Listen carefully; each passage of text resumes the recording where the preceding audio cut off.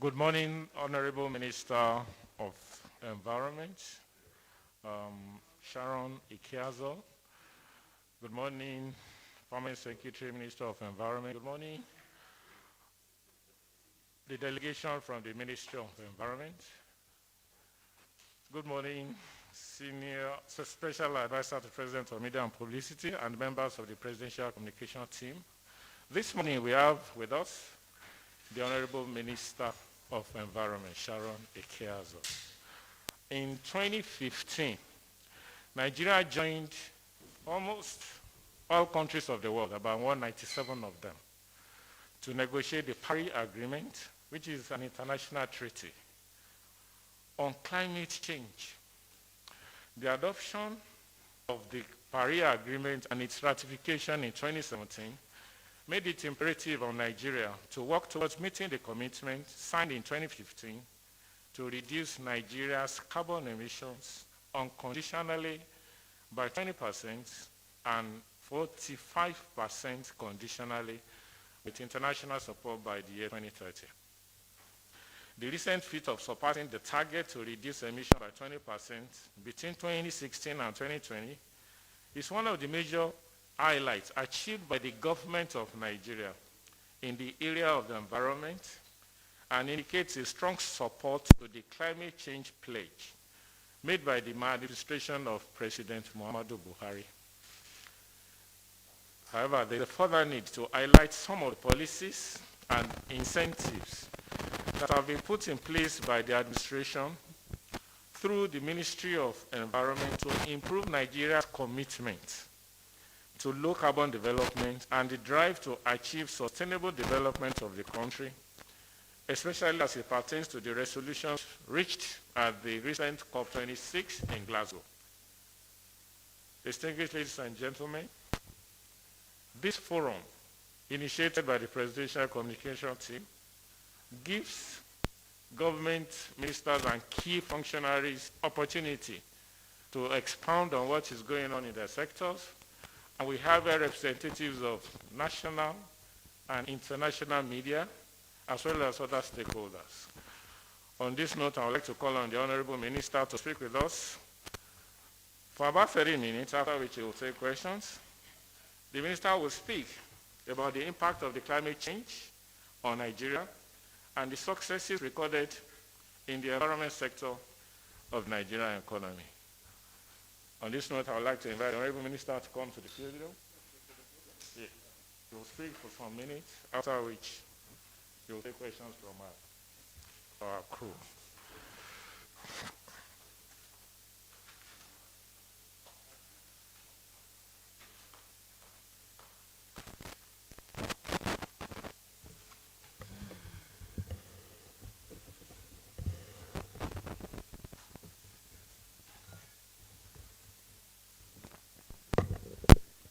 Good morning, distinguished ladies and gentlemen of the press, Presidential Media Team. Thank you all for inviting me here today. My permanent secretary and the directors of the various departments and heads of agencies of Ministry of Environment. I'm very pleased to be before you today.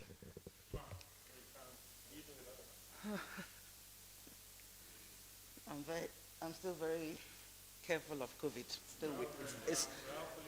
It's still with us. That's no guarantee.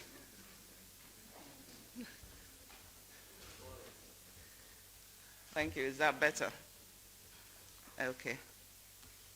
So I will start with a brief introduction and background of the Ministry of Environment. Laying this background will give us a better understanding of our vision, our mission, and our mandate at the Ministry of Environment and the build-up to the Paris Agreement and the giant strides that Nigeria has made and has ended up with a climate change legal framework, which is one of the greatest achievements of President Muhammadu Buhari and shows that Nigeria is fully committed to the Paris Agreement. So the concern to protect our environment and the commitment of the federal government, to the constitutional provision of Section 20 of that Constitution that states The state is empowered to protect and improve the environment and safeguard the water, air, land, forest, and wildlife of Nigeria, gave rise to the creation of the Federal Ministry of Environment in 1999. This was to ensure the effective coordination of all environmental matters which were hitherto fragmented and resident in different ministries. The Ministry of Environment's vision is to be a nation that develops in harmony with nature. And also our mission at the Ministry of Environment is to ensure environmental protection, natural resources conservation, and sustainable development. Some of the mandates of our ministry is to secure a quality environment conducive for good health and well-being of fauna and flora. Also, the sustainable use, promotion of the sustainable use of our natural resources. Another one that's of importance to us is restoring and maintaining the ecosystem and ecological process and preserving of our biodiversity. In the Ministry of Environment, we're broken down to 7 technical departments. We have the Department of Pollution and Environmental Health Control. We have the Department of Forestry. We have the Department of Erosion, Flood, and Coastal Management Department, and also the Environmental Assessment Department, and of course the most important, the Department of Climate Change, and not forgetting the Certification, Land and Degradation Management Department. Besides the technical department, we have agencies of the Ministry of Environment. We have 3 regulatory agencies: the National Environmental Standards and Regulation Agency, NESRIA. Then for the oil sector, oil and gas sector, we have the National Oil Spill Detection and Regulatory Agency, NOSDRA. Then for biosafety, we have the National Biosafety Management Agency that regulates the use of GMOs in Nigeria. Then we have our National Park Service. This agency covers our forest reserves and protection of our biodiversity and manages our national parks in Nigeria. We have 7 national parks now, and Mr. President has approved 10 more national parks from existing forest reserves in Nigeria. This will increase our biodiversity coverage. Then we have the Environmental Health Officers Registration Council. This agency has been in the forefront of COVID-19 actions in Nigeria. They have been the ones in charge of contamination and decontamination of various offices in Nigeria. And at the moment you're aware of the cholera outbreak, they are the ones who are tackling the cholera outbreak in various states of the Federation. Then we have the Forest Research Institute. This is based in Ibadan. The Forest Research Institute, from their name, you can tell the importance of their work. Then we also have the, what was the 7th one now? Yes, how can I forget GGW?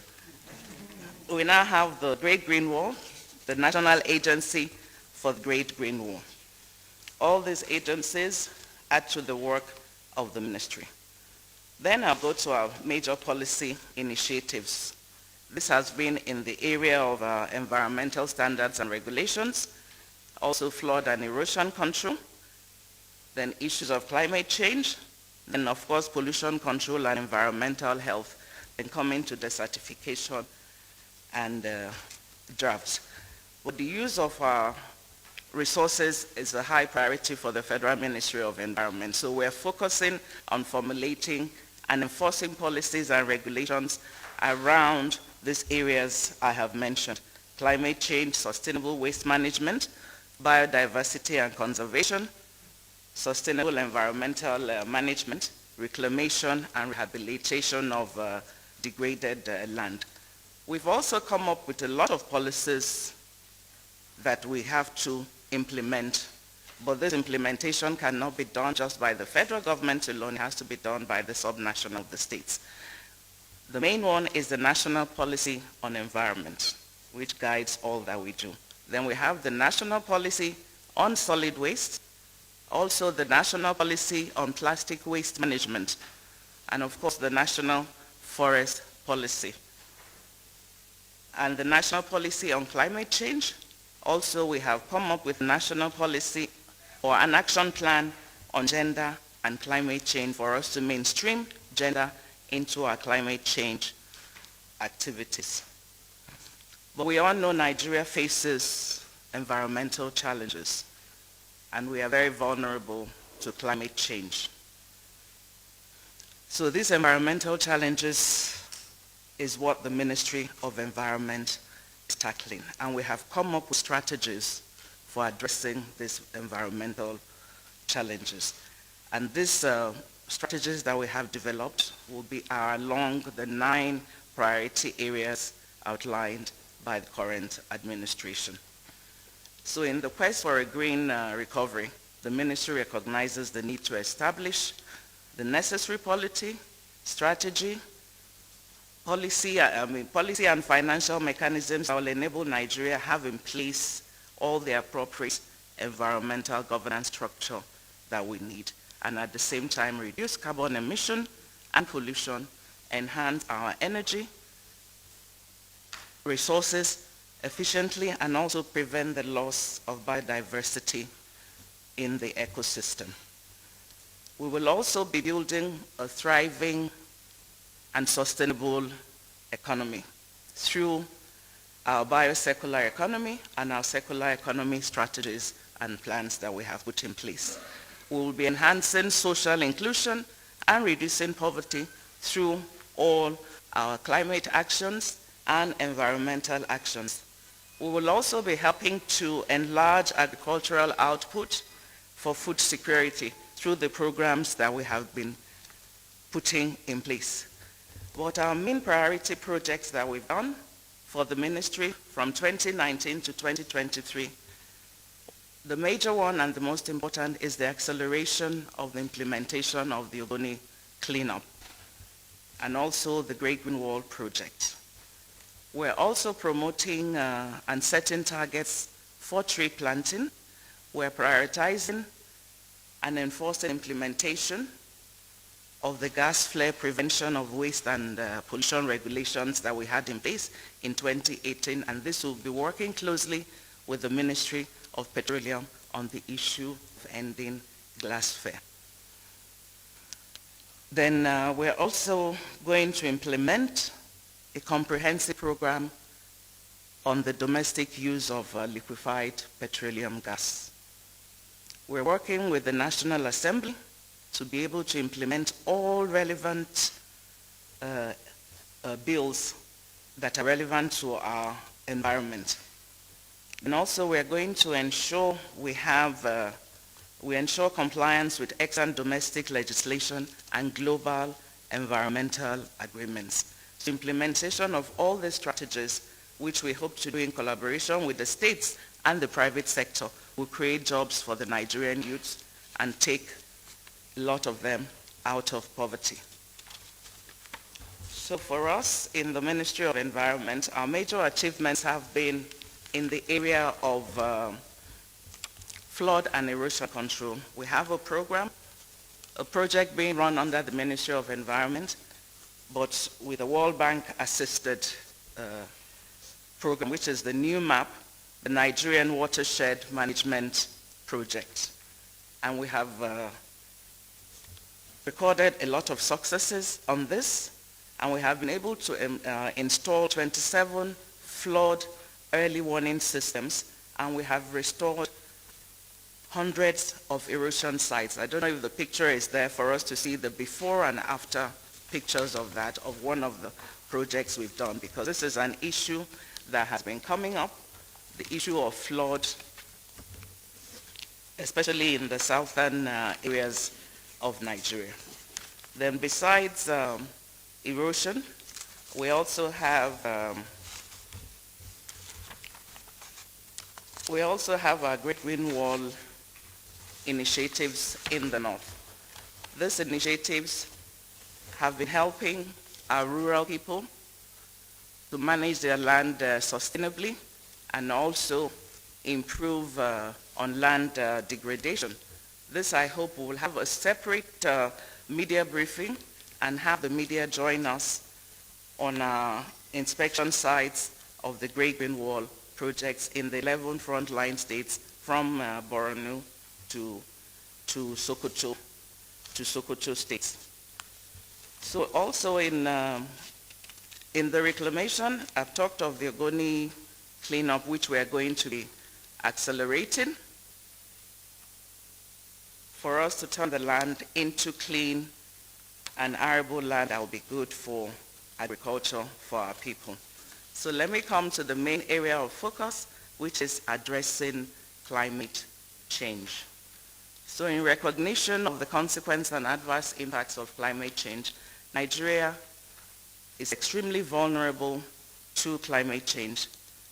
The Ministry of Environment is deeply committed to implementing the overall mandate of the Climate Change Convention and its protocol. So I said earlier that we have the revised National Policy on Climate Change, which we had approved by the Federal Executive Council in 2021. So the objective of this policy was to implement mitigation measures and promote low carbon and high growth economic development, and also strengthen our adaptation towards a sustainable climate resilient development pathway, which we have done. So this policy, with its pragmatic plan of action, is expected to run between 2021 to 2030. We've actually started running it, but with the climate change legal framework, this will give added impetus to this, because the legal framework will help us to mainstream all our responses and actions into government policy formulations and implementations for us to tackle climate change at all levels of governance.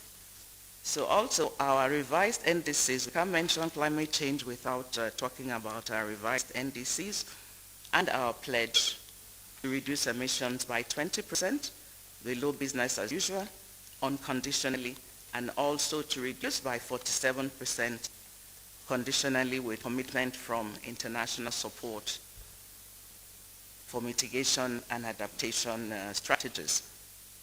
In our NDCs, we included two other priority areas, that is water and waste. We have nature-based solutions. That brings me to when I was talking about biodiversity conservation. Then we have adaptation and resilience. We also have the gender and green job assessment that we're meant to do under this. So in the revision of our revised NDCs, we also included the short-lived climate pollutants as additional gases while setting targets for methane reduction. You've all heard about adaptation and mitigation. Nigeria has developed an adaptation communication document. This will highlight our adaptation efforts to the impacts of climate change. This we have developed and we will start implementing. Under our NDCs and our climate action, we established a National Youth Climate Innovation Hub to give the youth a platform where they can develop climate-smart, innovative solutions to climate change, and they have done this. Then also, we obtained, in area of climate finance, we obtained the Green Climate Finance Fund, to support our adaptation plans and processes. And we're putting administrative structures in place to initiate and implement these plans. The next slide, where are we? Yes, now we go to the COP26 that we all attended. Mr. President made a strong statement and commitment to the Paris Agreement on behalf of Nigeria for us to commit to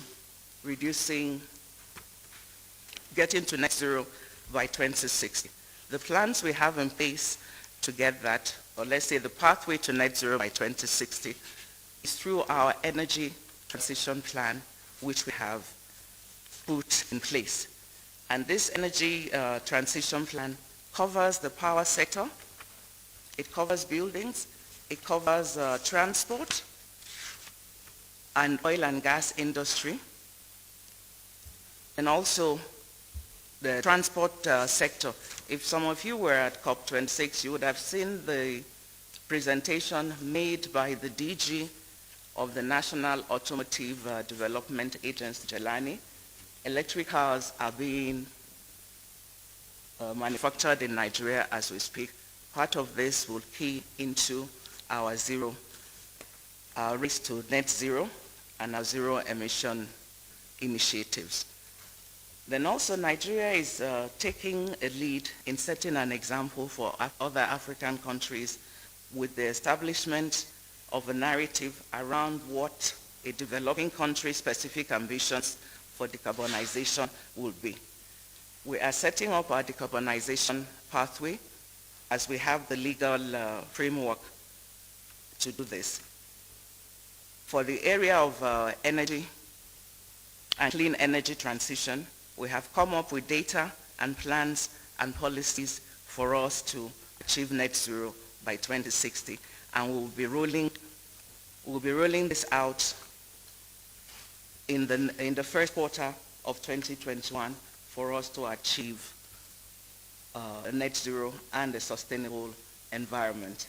So I would like to end by saying, because I'm more interested in taking questions from the House, there are areas of concern and areas of focus.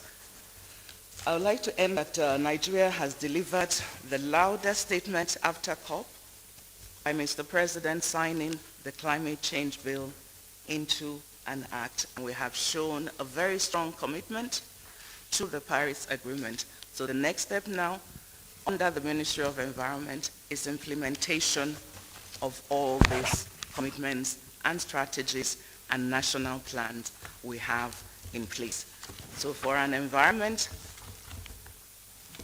that we can live in harmony with, each and every one of us has to be a part of that sustainable environment that we all dream about. We must implement and accelerate the Great Green Wall project, which is basically to review and reverse the desertification and land degradation in the northern parts of Nigeria. And we must accelerate also the Ogoni cleanup to make sure that the remediation is completed in time for the good people of Ogoni. But at the same time, as we are talking about the remediation and going about the remediation, we must tackle the issue of artisanal refining. Because as we are cleaning, the people, our young boys in the Niger Delta are still polluting. And we ask that this must stop for us to have a clean and decent environment. Thank you very much. Thank you very much. The Honorable Minister, you may wish to take your seat.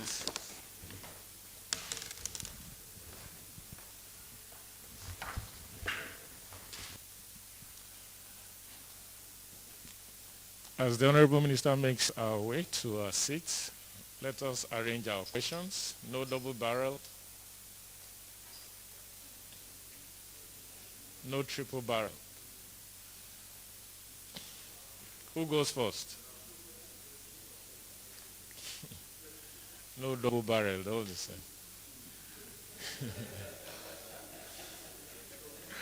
Reuters, Tribune, John Bosco, and Anule. First set. Honorable Minister, can we start the session?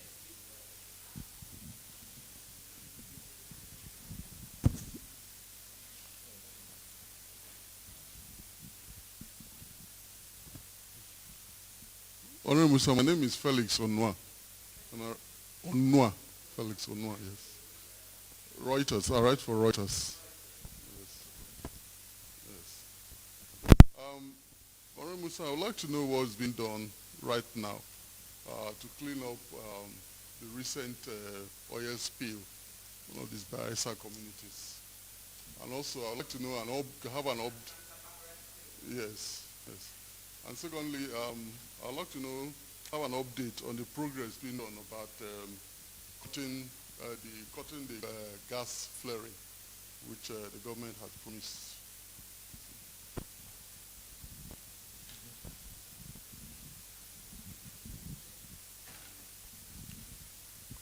Thank you. Honorable Minister, my name is Dr. Leon of the Nigerian Tribune. I was hoping that when you talked about the NDCs, you will give us a definite commitment that the country is actually on course to, cutting down emissions by 45%. Given. Sorry?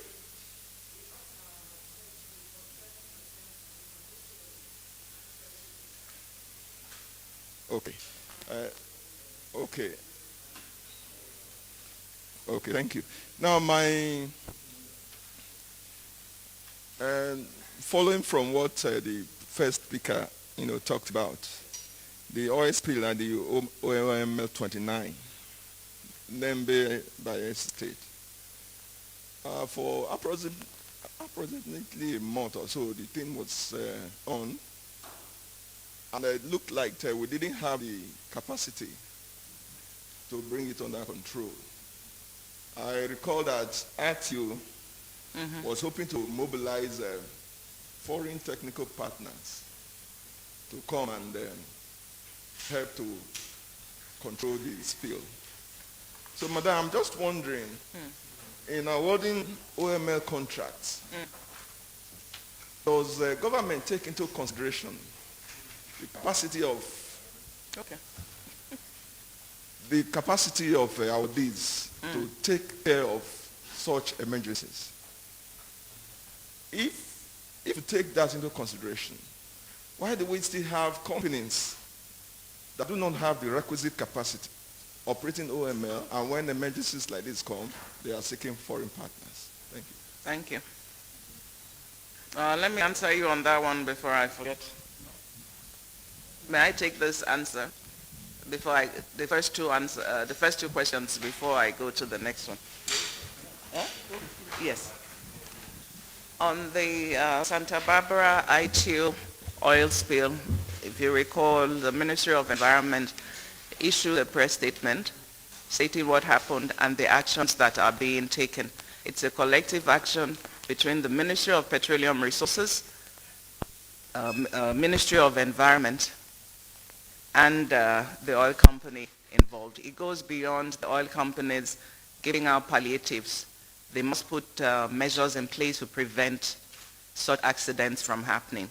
They are also claiming that that spill was due to sabotage by the local communities. So we're going to have a targeted approach to illegal bunkering, tampering with oil installations and artisanal refining in the Niger Delta to get alternative livelihood for the young people of the Niger Delta, so they will desist from this because it's further polluting the environment.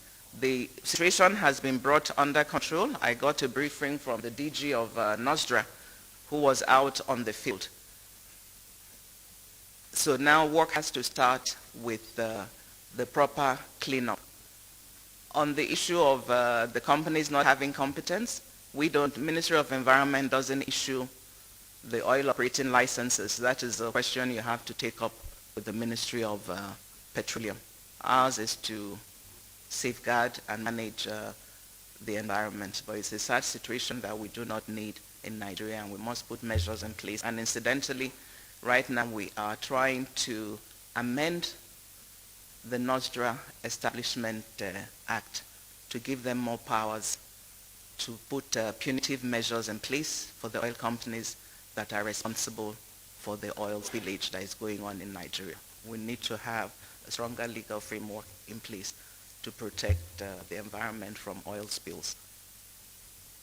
Then on the issue of gas flaring that Reuters talked about, we are engaging with the Ministry of Petroleum on this, and you know they have come up with their gas master plan. So all this we need to integrate into our energy transition plan and our decarbonization plan to get to net zero, to see how we will harness all this. Instead of harness the gas, we're talking about alternative cooking for our rural women. Nigeria has the highest rate of death from smoke-induced illnesses. So if we can have the LPG cooking stove initiative accelerated, expanded, and upscaled, we will be able to get our gas initiative in place. And also you've heard of the NMPC talk about their CNG conversion. All this feed into the gas flaring issue that we do need to end. We cannot make commitments to net zero, commitment to sustainable environment, and we are still flaring gas. And also bear in mind that gas will be one of the transition fuels that we will be using, because Nigeria is more of a gas country than an oil country. So we must make use of our gas in a sustainable way. Thank you. So let's go to the third question. Honorable Minister, Yes. My name is John Bosco Abapuru. I write for Vanguard. Please, I want you to give us updates on the cleanup exercise in Ogoni land. I ask this question because some environmentalists have claimed that the work is not being done as recommended by UNEP. I don't know what the government is doing and what's the level of work done, and when do we expect that the cleanup exercise will come to an end? Thank you. Honourable Minister, my name is Dr. Anuli Emmanuel. I write for AFP News Agency. Minister, I'm just wondering, listening to you, let me quote you in your last statement when you answered the first question. Sorry, You said, I said what? I was listening to you and I was wondering, Yes. hearing you say we need to put strong legal framework to stop this oil spillage. Now, what makes me wonder is, up to this moment, what it means, I don't see these oil companies, particularly IOCs, taking us as a country serious.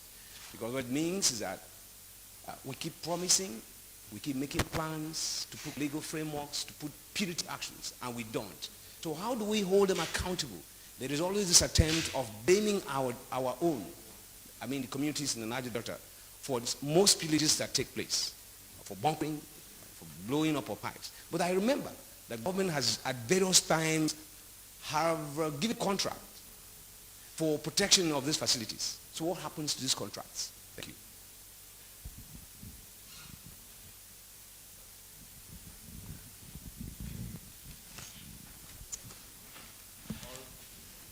Honorable Minister, my name is Lawrence Olaoye and I write for New Telegraph newspapers. I want to know, whether you are worried with the increase in the price of gas, the cooking gas, and the effect it will have in reversing your gains, the gains that Nigeria has made in the Great Green War on deforestation. Because as it is now, when people can no longer access gas, they will go back to firewood and charcoals. No. I don't know whether you are worried. Extremely worried.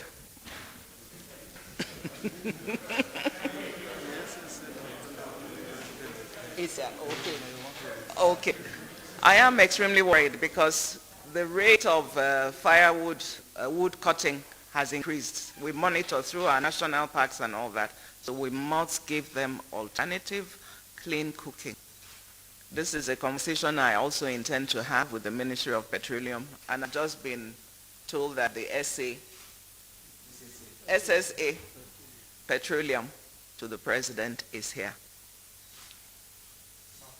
Yes. Okay. Addressing them. Okay.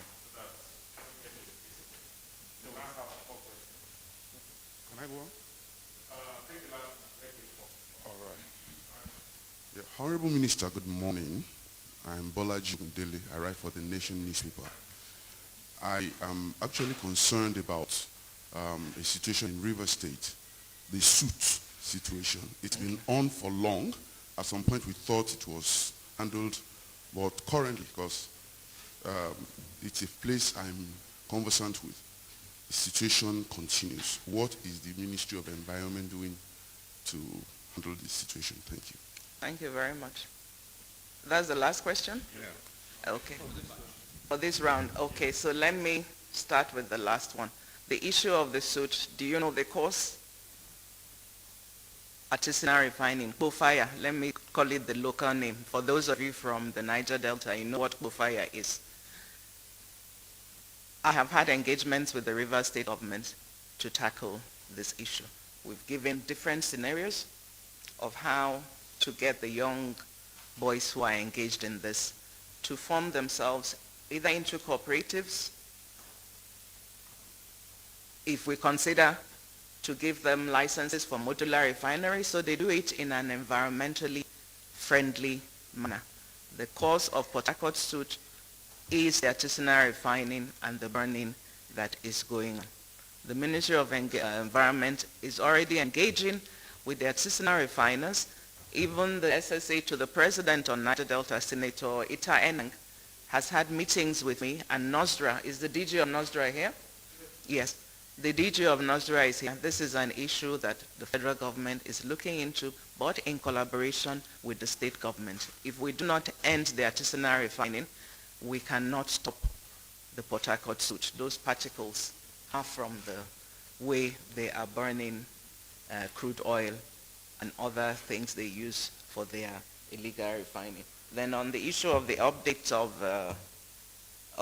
on the Ogoni cleanup. The cleanup had not been achieved in a year or two. This is a long-term process. The acting project coordinator of HIPREP is here, so he can give you a brief update, 3 minutes, Prof.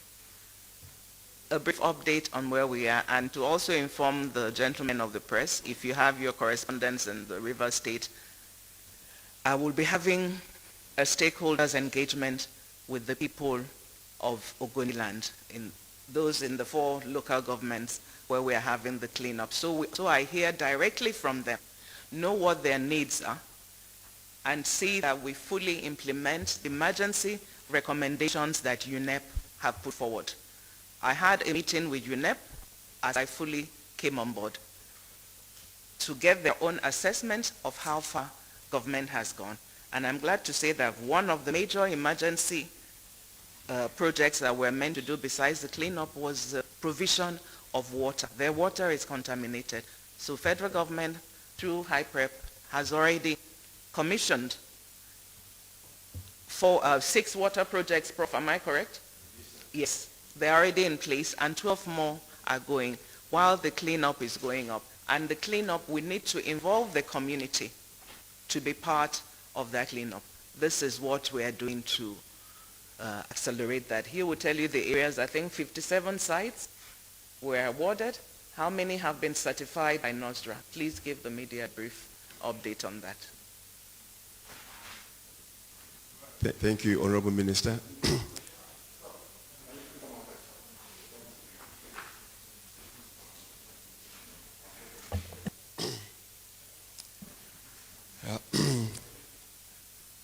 Honorable Minister and the Go ahead, leave protocol. protocols observed. My name is Professor Philip Shekolo. I'm the acting project coordinator of HIPREP. And I just want to give you a brief. We have altogether about 65 identified sites by UNEP in the bucket for cleanup. And today we have started working on 25 of them. Basically, we have lotted these sites in a way that enables cleanup and contracting to be facilitated. In the first batch, where we identified what we call simpler sites, we had 8 of them. and we added 4 more, making 12. So in the first batch, we had 21 lots, and we had another 29 lots, making altogether about 51 lots. And that covered about 25 sites altogether. And the approach to remediation is what we call bowel remediation. We have various forms of remediation. We have biological options, we have chemical options, we have thermal options, and we have physical options like soil washing. We chose bowel remediation because it is the most environmentally friendly option of remediation, because it works with nature. It works in agreement with nature, and the idea is you are stimulating indigenous microbes.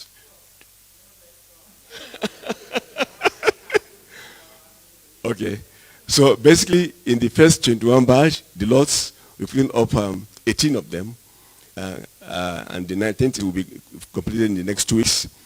And in the second batch, we have cleaned 16 of them. We have cleaned 16 out of the 29. And in the next 2-3 months, we will be completing all the outstanding ones. And then we shall be moving into the more complex sites where we have groundwater impacts. So, and we have ensured that in the course of bowel remediation, the system is engineered to prevent secondary pollution. So we have the bowel cells, and we also have what we call a secondary containment barrier to ensure that during the difficult periods like rainy season, where some areas are liable to flooding, we're able to control what we call cross-contamination. Thank you.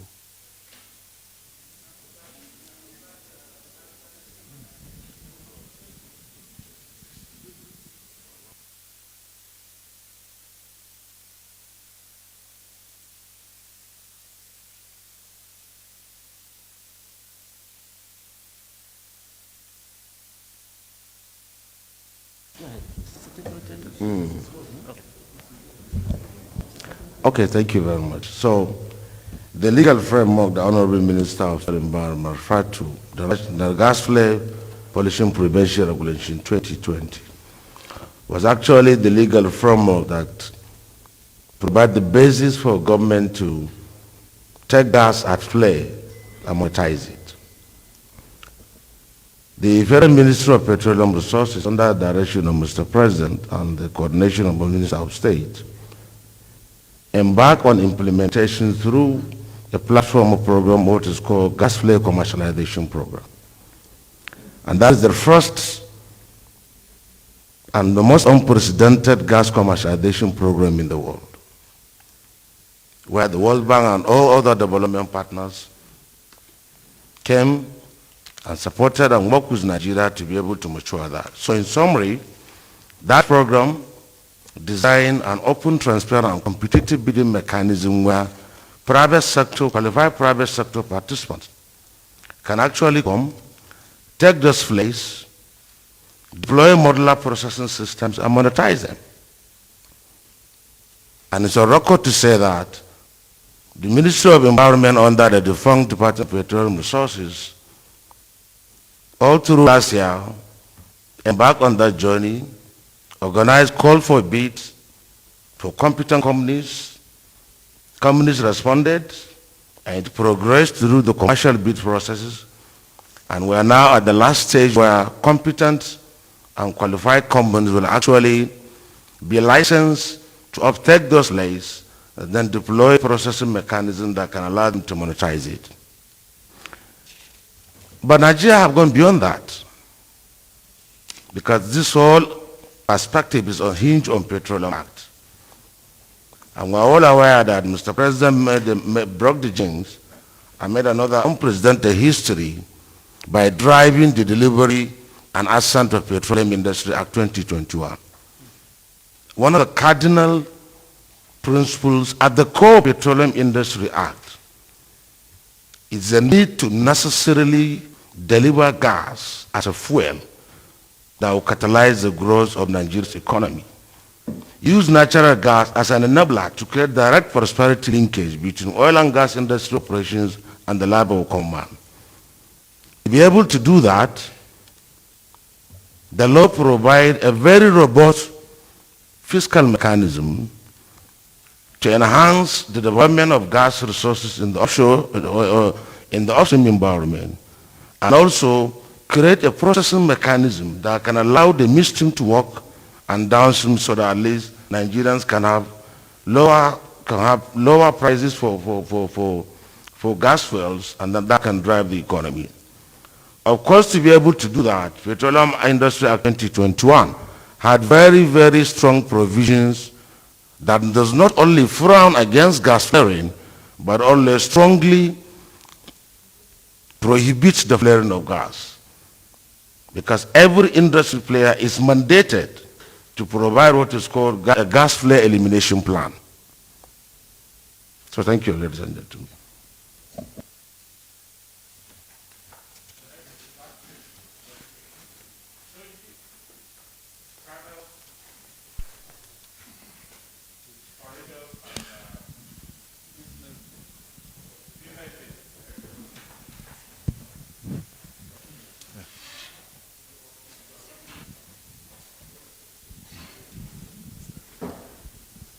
Thank you, Honorable Minister. My name is Timothy Choji. I report for Voice of Nigeria. There are erosion sites scattered across the country, especially in the eastern part of Nigeria. I would like to know what your ministry is doing to address erosion in the country. Thank you.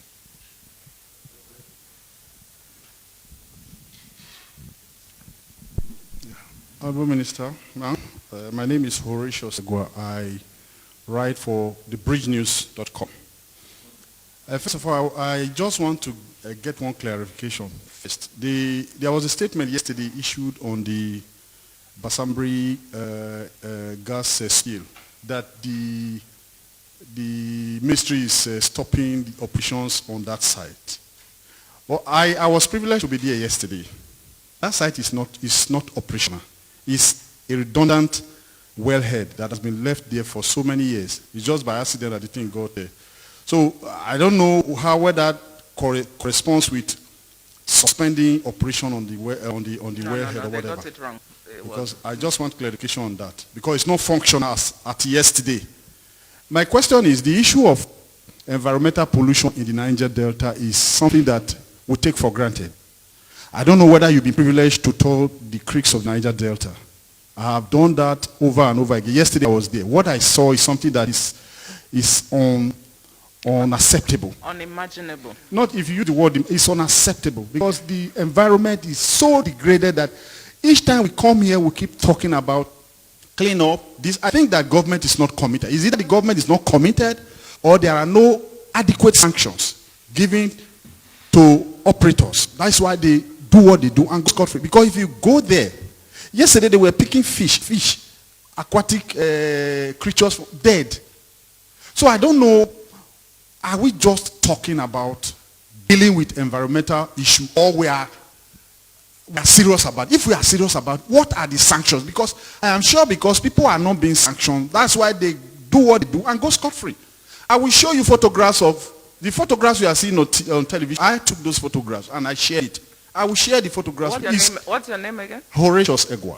Horatius Egwa. I will share the photographs with you, man. It's something that is unfortunate. But are we playing with this issue, or we are serious about it? That's just my question. Thank you, man. We're not playing with these issues. We're very serious about it, but it has to be a collaborative effort between government and the communities. Yes.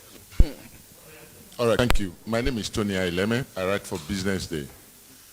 Ma'am, still on this oil spill, I want to find out from you, has your ministry carried out a thorough environmental impact assessment of what has happened in that environment? And if you have, can you share with us what the situation is right now? That's number one. The second one just has to do with the issue of, you just said Nigerians, Nigeria has the highest number of those who died from smoke emission from cooking. Please, can you give us the number of people, if you have the number, the statistics of Nigerians that die annually from these particular activities? Thank you. Good morning. I think it's about 69,000.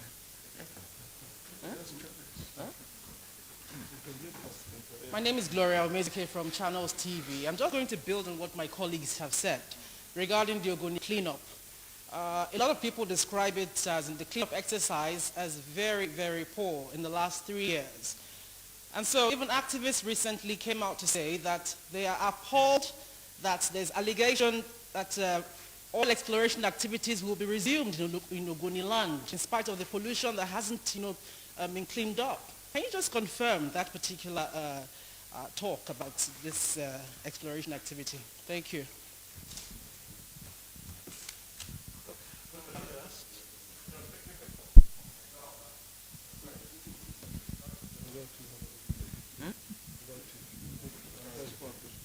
Okay.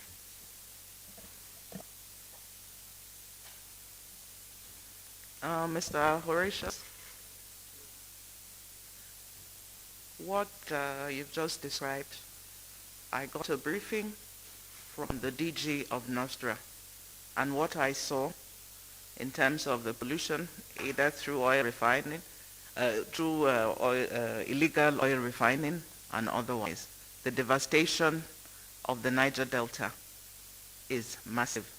As we are cleaning up, what we are cleaning up is minute compared to the devastation going on now. So it's something that government has to tackle head on. I wish we had put the pictures. There was a picture I saw. It was like a Hiroshima site. You remember Hiroshima in Japan? It was terrible. So this is something we have to tackle head on. We're beyond talking and having workshops. Then on the issue of penalties, that's why I had mentioned earlier the review of Nostra's bill. If you know, most of our acts were passed years ago. So you find maybe they'll give 100,000 naira fine. Anyone can pay that and go back and repollute. So we need to put stiffer penalties in place, build the capacity of Nostra, which is a regulatory agency in the oil sector, to have the teeth to be able to bite without enhancing their capacity and reaffirming the legal framework, getting it stronger. They can't do much. These are areas we're looking into. It has to stop. At the same time, if we do not engage with the communities to stop this, what is the alternative for the boys in the Delta, if we look at it? So government is working on creating alternative livelihoods for them so we can move them away from illegal refining and further polluting the environment. And for the Ogoni community, you'll be surprised that they have become like environmental custodians, because they have seen the cleanup going on in their villages, and they've seen the difference it makes. So most of the artisanal refining going on, it's not going on anymore in the affected Ogoni areas where the federal government is working. It's in other states like Bayelsa and other areas in River State. The alternative livelihoods could be, if you look at the components of the UNEP report, we have the mangrove restoration project. Remember, the Niger Delta area is full of mangroves. And through these mangroves, the people rely on it for their livelihood. That's where they do the shrimp farming, oyster farming, fishing, and all that. So there's a mangrove restoration program for the Niger Delta we are going to implement for these boys to be gainfully engaged in replanting those mangroves. Then also, in the surveillance of the sites, of the Ogoni cleanup sites, these boys should be gainfully employed by the contractors, not just the project coordinating office, by the contractors who are doing cleanup. Priority should be given to the local people in that area. There are also another component where we train them in agriculture, We're meant to have a soil management center and a center of excellence where we teach these boys about remediation and environmental protection and other skills that they can employ. This I'm sure we have not. If we had implemented this from the word go before the cleanup, things would have been better. It's never too late. Now we are working on getting that done. There's more engagement with the local communities.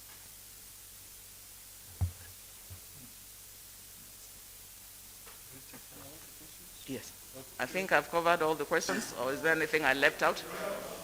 Erosion control. Oh, that is our major area. One of the key successes that the Ministry of Environment has recorded is in the area of erosion control, together through the new map project that is funded by the Ministry of Environment. But of course, the funding is never enough. Is never enough for that. So besides investing in green infrastructure and tackling erosion, we're looking at the green side of it, how we can use shrubs, teach the communities how to use shrubs to stop erosion to an extent. But through the Ministry of Environment, new map project, and the Office of the SGF, the Ecological Fund Office, they have all collectively been tackling erosion projects, especially in the southeast, and of course my state, Anambra State, which is the home of erosion. That we have been, yes, that we have been tackling. It's an ongoing.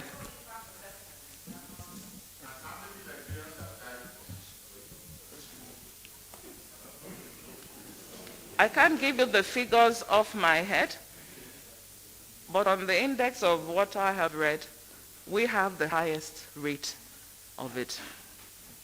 We have the highest rate of smoke-induced deaths.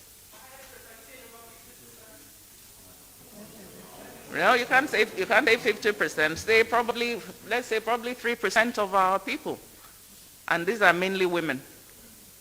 These are mainly women. That's why the Clean Cook Stove Initiative and the LPG Cook Stove Initiative is key to reversing these deaths and also protecting our biodiversity.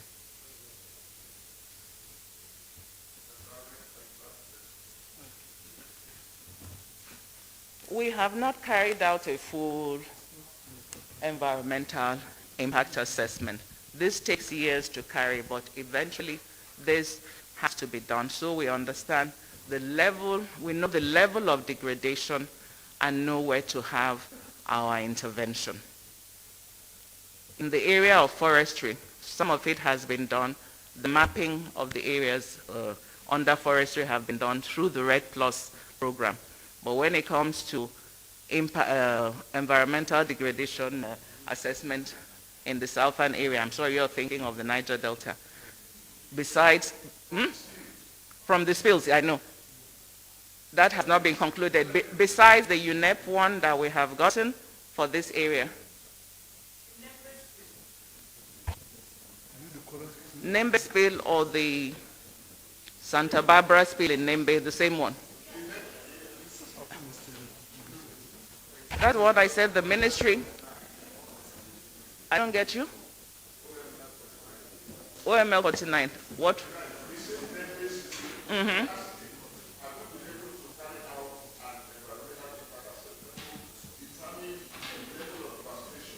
No, our workers, Nostra staff, are on ground right now as we speak. Is DJ Nostra here? Because I had wanted to visit and they said our staff are already on ground taking records in peace. Yeah, go ahead. And the update on that. Yeah.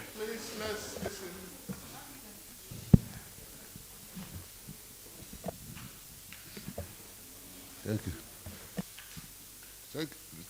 Thank you very much for the question. The question you want to ask is post-spill impact assessment, not environmental impact assessment, if you are talking of NIMBY. So, but when you talk of post-spill impact assessment, this post-spill impact assessment will come after we would have contained the source of the spill, which is right now being undertaken. The experts that will keep the wellhead started operations yesterday. And after that, there will be cleanup, further recovery, cleanup, remediation, and then we do post-spill impact assessment. So the post-spill impact assessment certainly will be done, and that will show us the situation with biodiversity in the area, the level of impact, and we will also suggest what needs to be done for that. So it's not environmental impact assessment, but post-spill impact assessment. They mean different things in environmental terminology. Thank you. It doesn't take long because now that the wellhead is about to be killed, once it is killed, the source of the spill stops. We do further recovery, then we begin cleanup. The processes we already discussed and mapped out with the oil company. So it depends on how fast we're able to, but within the next 1 month, we should have begun work on the post-spill impact assessment, noting that we have finished with recovery and then the cleanup exercise. Thank you. Before the vote of thanks, let me please announce that this presentation will be available for you. So if there are areas you need clarification from, I guess the presentation will clear. I think Honorable Minister also wants to say something before Mr. Addition speaks. It's on. Thank you, DG of Nasra, of explaining to us post-spill assessment and environmental assessment. Before I even say thank you for this, I think we should have more sessions like this so everyone understands the issues of environment and the various areas, so that when we ask questions, we'll be able to understand what we are talking about. I just wanted to go back to the Ogoni cleanup.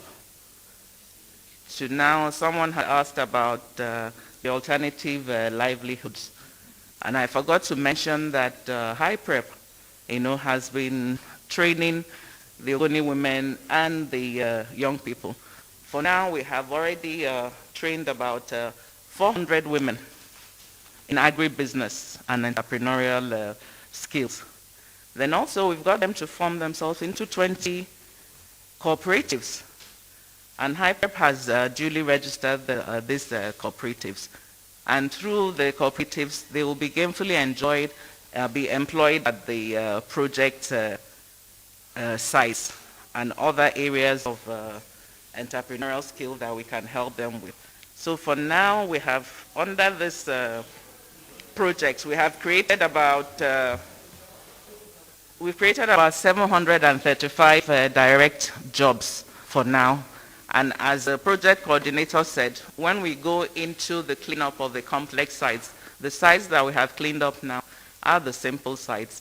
When we go to the cleanup of the complex sites, we'll be able to employ a lot more of the Ogoni youth in the area of our work. No, I've already mentioned that I'm in Ogoni next week. So I hope from that engagement, I'll get to know what their issues are. And I'd also like to engage with the NGOs, because they come up with negative, sometimes they come up with their own view. I wouldn't call it negative. They come up with their own view of the cleanup. I want the cleanup to be as transparent as possible, and for it at the end of the day to benefit the people of Ogoni.